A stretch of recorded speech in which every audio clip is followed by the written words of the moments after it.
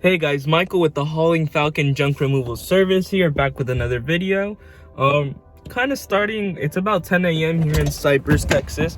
We just finished up our job. It's the only one we have on the schedule for right now, but at least we have something, and it's not bad. It took me like literally a minute.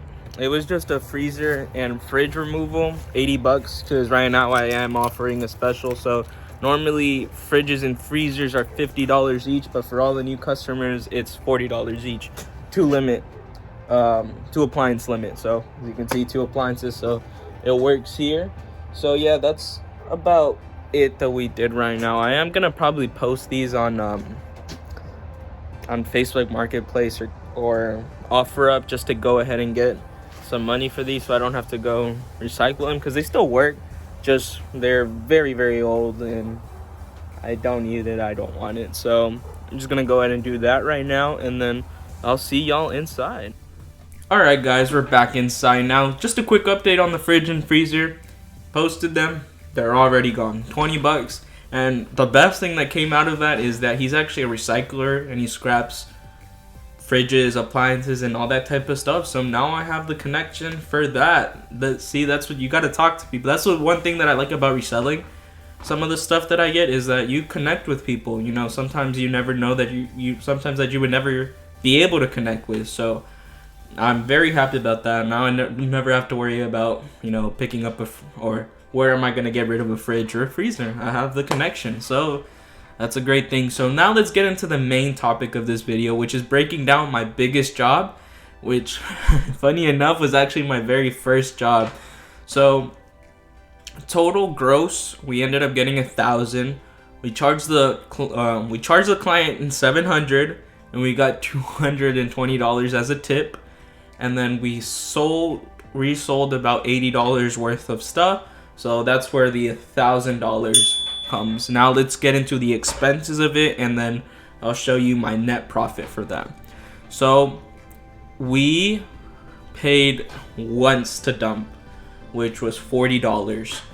Then let's go ahead and put like $50 worth of gas with each trip. We took about like 4 or 5 trips. And then I paid my workers $200. That was my biggest expense, was the worker. I did not want to do that job by myself. It was way too much for me to do by myself. So it's a big cut, but way worth it. It would have taken me like a week to get that job done by myself. So I'd rather have paid for the workers and then get it done faster. So yeah, so let's say $40 to dump, $50 in gas, $200 in workers. That was those were my expenses. So my net profit is gonna be right here. So yeah, that was my biggest job, and that was just a blessing. Like, it was a lot of work. We had to go in a lot of places. It was a garage clean out, which was disgusting. We had to go in the backyard. There was stuff there. We had to go inside their main living area. They had a whole bunch of stuff. They had like bed frames upstairs. So that was something else that we had to, it was built and we didn't bring tools, so we just had to smash it with our hammers and stuff just to get that stuff out of there. There was a few mattresses. It was a lot, honestly, and that's what happens in junk removal sometimes, is that customers are always gonna like never show you all the stuff that they actually have. They're always gonna add more stuff, which isn't a problem. Some people just forget, or they try to get a little bit of a lower price, but I mean, we're gonna see it, so no matter what, you're gonna get your money's worth. So yeah, and then I also what's funny enough is that I was thinking about getting a Sawzall, which was I wanted to invest in a pretty good one, like a $200 one, and I got one from the job, and he gave it to me. I got a Sawzall, impact gun, and then a concrete drill. And I actually got like 3 Sawzalls from it. One was a Makita, one was a Craftsman, which was trash. I'm actually gonna sell that. I tried it. It hurts my hand so much. And it was another Makita one. The only thing is just it's missing the battery and the blade. But whatever, that's stuff that you can buy. So that was a blessing. And then, but the one that I'm using, the Makita Sawzall that I'm using, it already came with blades. It is a wired one, but it's, oh my god, it's so amazing. I used it for my very next job, the one where I got the sofa that I mentioned in the first video. I used it for the entertainment system that was there. Oh, such a blessing.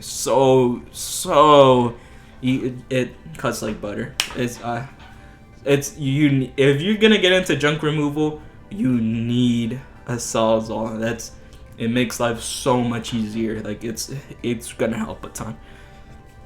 So yeah, that's basically breaking down my first job, yeah, my biggest job actually, which was such a blessing. I'm very happy that was my first job. You know, got into the foot, got to see a little bit more how pricing works a little bit. I did get a little bit of help from the Facebook group for the junk removal owners, and shout out to Ricardo from Junk Guys DFW. He actually did help me with pricing that one too a little bit, which I still ended up getting more, so that's great.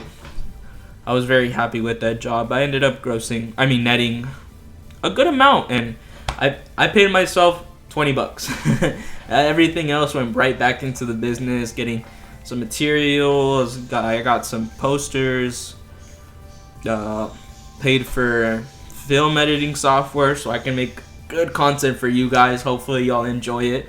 So yeah, everything went back right back into the business. When you're starting out, you know, don't expect to make so much money. You know, if you get a big job, don't splurge. You know, the point is to make your business grow. You know, if you're splurging on yourself, I did a $2,000 job. Let's say you netted $1,200, $1,200, and you spent it all on, you know, whatever luxury goods or whatever people try to buy to impress people. You're not gonna grow like that. You can't scale your business if you're not reinvesting.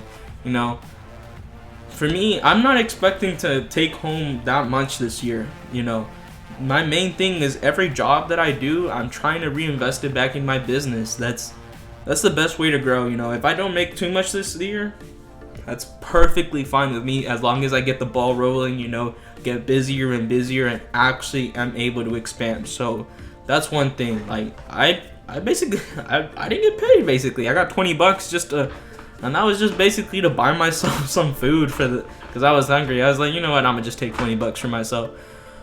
So yeah, so like I said, that was my biggest job. Oh, I guess there was one other thing that I did with that. It was I picked up 2 chairs from the Homes Goods that was like 5 minutes away. She was like, I'll give you 100 cash if you bring it to me, because they didn't have space, they didn't have a vehicle for it. So I was like, yeah, sure, why not? And I went to go pick it up, dropped it off there with them, and then kept working on the clean out. So yeah, that was my biggest job. Such a I give thanks to God every day for that job. That it really set me up very well, you know, to keep going. And yeah, that was pretty much it. Alright guys, hope you enjoyed the video. Just a quick short video just to be able to show y'all, you know, there is money to be made here in junk removal. You just have to dedicate yourself, you know, be strict, you know, don't spend too much money on yourself. Any money that you get, reinvest it. Always reinvest it. You know, first year, don't expect to make too much money. If you do it the proper way, that's how you are going to grow and scale your business up.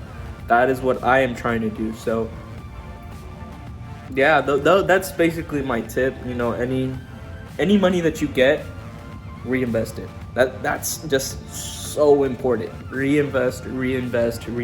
I can't emphasize it enough. So I really hope y'all enjoyed this video. Thank you for watching. It's been Michael with the Hauling Falcon Junk Removal channel. Make sure to like and subscribe. Peace out, guys.